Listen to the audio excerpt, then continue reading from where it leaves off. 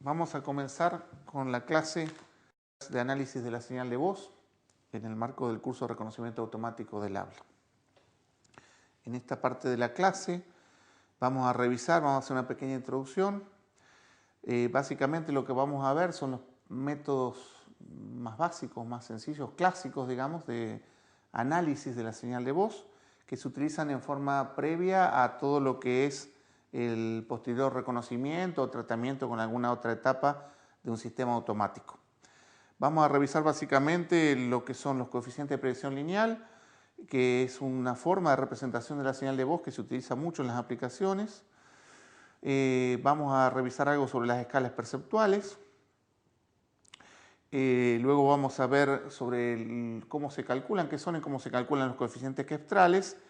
Y a partir de todo esto vamos a mostrar una aplicación en la estimación de lo que se llama la frecuencia fundamental del habla, que también es fundamental o importante en varias de las aplicaciones de análisis y reconocimiento del habla. Entonces el objetivo un poco de esta clase es presentar los fundamentos de las técnicas clásicas con miras a utilizarlas en sistemas de reconocimiento automático del habla.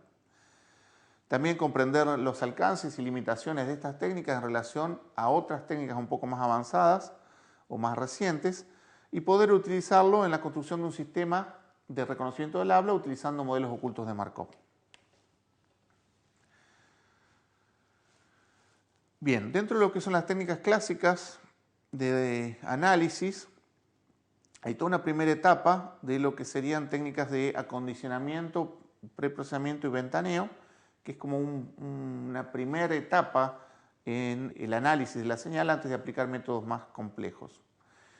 También se utilizan técnicas de análisis de energía por bandas, básicamente basadas en la transformada de Fourier, los coeficientes de predicción lineal que ya mencionamos, los coeficientes kestrales, que en la variante que se utiliza en el reconocimiento del habla se utilizan lo que se llaman coeficientes kestrales en escala de Mel, que ya vamos a ver cómo se calculan, y los coeficientes delta. Y por supuesto los métodos de estimación de F0 y formantes, métodos de cuantización vectorial y otros que vamos a ver en clases sucesivas. Bueno, antes de comenzar el análisis de la señal hay todos unos pasos de preparación previa a la señal relativamente sencillos que nos permiten mejorar el desempeño de los métodos que vamos a aplicar posteriormente. Básicamente se podría mencionar lo que es la remoción de la media, el nivel medio de la señal.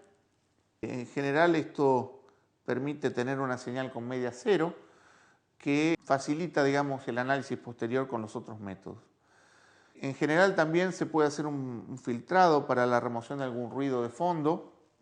Esto si el ruido es de características sencillas, por ejemplo, si el espectro no está solapado con el espectro del habla, se suele hacer un filtrado previo. Esto no quita que posteriormente se puedan realizar algún otro tipo de filtrados más complejos también. Algo que se utiliza de forma bastante común es lo que se llama el preénfasis. Este preénfasis lo que hace es un filtrado muy sencillo de primer orden. Fíjense que se usa un sistema autorregresivo con un solo coeficiente, con un valor aproximado de 0,97 y lo que hace es como una especie de derivada pesada que básicamente enfatiza algunos contenidos de alta frecuencia que suelen facilitar la aplicación de métodos de estimación, por ejemplo, los coeficientes de predicción lineal o los coeficientes kestrales. Otra cosa que se suele hacer es agregar una pequeña perturbación a la señal. Esto es un pequeño valor aleatorio. Fíjense que los valores que se suelen usar son del orden del 1 por 1000. Esta pequeña agregado de ruido en pocas cantidades mejora también la estimación, sobre todo en lo que se refiere a los métodos de estimación de tipo estadístico que vamos a usar cuando trabajemos con modelos ocultos de Markov. Finalmente, en todos los métodos que vamos a tratar se trabaja a nivel de ventanas. Entonces la señal se corta en trozos mediante ventanas particulares. Una de las más utilizadas en el procesamiento del habla es lo que se llama la ventana de Hamming, que podemos ver una expresión acá. Se utilizan funciones trigonométricas para tomar una ventana suave que nos permite cortar, digamos, entonces nuestra señal en trozos más pequeños a los cuales vamos a ir aplicando cada uno de los métodos que veamos a continuación. Este análisis se llama análisis por tramos, lo que supone básicamente es que la velocidad de cambio del aparato fonador es suficientemente lenta en relación con el ancho de la ventana. O sea que para cualquier análisis que hagamos podríamos suponer que la señal es estacionaria en esa ventana pequeña, que en las señales de habla que estamos trabajando se suele trabajar entre 10 y 20 milisegundos más o menos el ancho de esa ventana. Lo que vemos aquí en la figura es un análisis Keptral. Fíjense que tenemos acá sobre el eje de las ordenadas tenemos lo que sería la coeferencia medida en tiempo, y en el eje de las abscisas estaríamos teniendo el tiempo, o sea, cada una de las distintas ventanas. Fíjense en la parte inferior donde aparece un trozo de una señal de voz. A cada una de las porciones le aplicamos una ventana. Luego de aplicar esa ventana hacemos algún procesamiento, en este caso es el análisis Keptral que vamos a ver después. Y cada uno de esos análisis forma parte de unas columnas de esta matriz que termina siendo un análisis entonces característica que estamos viendo, tiempo, ¿no? Este tipo de análisis se realiza prácticamente para cualquiera de los métodos que vamos a ver a continuación, ya sea que querramos sacar la F0, querramos encontrar las formantes, querramos sacar las frecuencias o cualquier otro, los coeficientes de predicción lineal, por ejemplo. Bien, para tener un panorama general de los distintos tipos de análisis de señales, lo podríamos dividir básicamente de esta forma. Por un lado tenemos los más sencillos, los más clásicos, que son principalmente los basados en Fourier o del tipo de Fourier. Serían los donde suponemos que el sistema que produce todo esto, la señal de voz en particular, es lineal e invariante en el tiempo. En el caso del habla sabemos que esta restricción, como dijimos recién, no se cumple completamente, sino que podríamos suponerlo pero por ventanas. Así que esto nos lleva a un tipo de análisis lineal no estacionario, que en realidad lo que terminamos haciendo cuando usamos la transformada de Fourier de corta duración o la transformada de onditas. En el caso un poco más general, y un poco menos clásico también, aparecen las distribuciones tiempo-frecuencia y representaciones basadas en diccionarios que quedan un poquito fuera, todo esto queda un poquito fuera de lo que vamos a ver en esta clase, ¿no? Y hay otro tipo de métodos más específicos, como mencionamos recién, el análisis Keptral, los coeficientes LPC y otras técnicas bioinspiradas, como por ejemplo los basados en modelos de oído.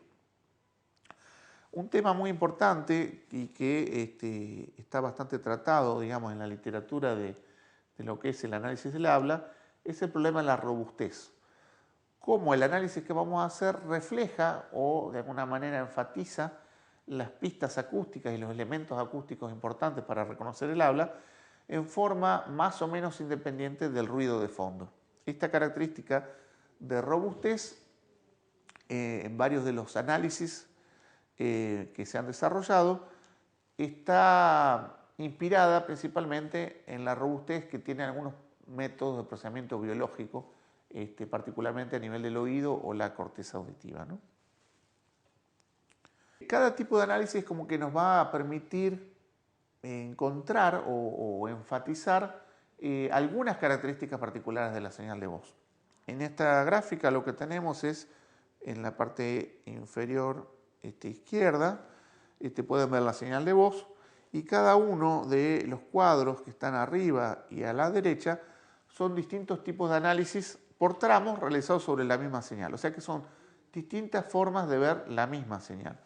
Fíjense, enseguida arriba, acá en este punto, tenemos lo que sería el espectro estimado a partir de los coeficientes de predicción lineal por tramos. Estos dos que tenemos aquí arriba son dos espectrogramas. Tenemos por un lado un espectrograma de banda angosta en la parte de abajo y un espectrograma de banda ancha en la parte de arriba. Fíjense cómo solo digamos, esta representación cambia solo cambiando el ancho de la ventana. Ventanas más largas nos dan menor resolución temporal, pero mayor resolución frecuencial. Y esto permite entonces, jugando con estos parámetros, que se haga más evidente en algún caso, por ejemplo, las frecuencias formantes, en otro caso la frecuencia fundamental y algunos otros parámetros que pueden ser de interés o pistas acústicas para la señal de voz. De hecho, durante mucho tiempo, la gente que estudiaba toda la parte de fonética acústica utilizaba simultáneamente los dos tipos de espectrograma. A la derecha tenemos métodos un poco más recientes. Por ejemplo, sobre este lado arriba tenemos lo que es un análisis de la transformada ondita, lo que se llama un escalograma. Abajo tenemos la transformada de Wiener-Bill, con la representación basada en la distribución de Wiener-Bill. Y más abajo tenemos los coeficientes de predicción lineal perceptual, PLP se llaman, y más abajo los coeficientes questrales de los cuales hablamos recién. Entonces, básicamente, lo que podemos ver es que para una misma señal hay una variedad bastante grande de posibilidades de métodos de análisis que nos van mostrando distintos aspectos de la información contenida en la señal.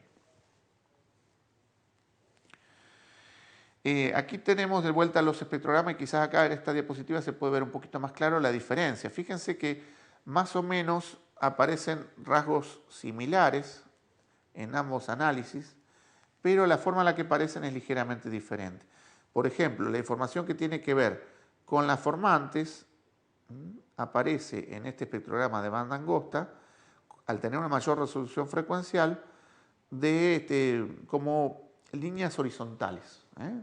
Mientras que lo mismo aparece como estrías verticales cuyo pico de mayor intensidad se mueve más o menos en la misma zona. Fíjense que las zonas son parecidas y si lo miramos con un poquito más de detalle, fíjense que estas estrías verticales que aparecen en toda esta región van a indicar precisamente las variaciones de lo que llamamos la frecuencia fundamental.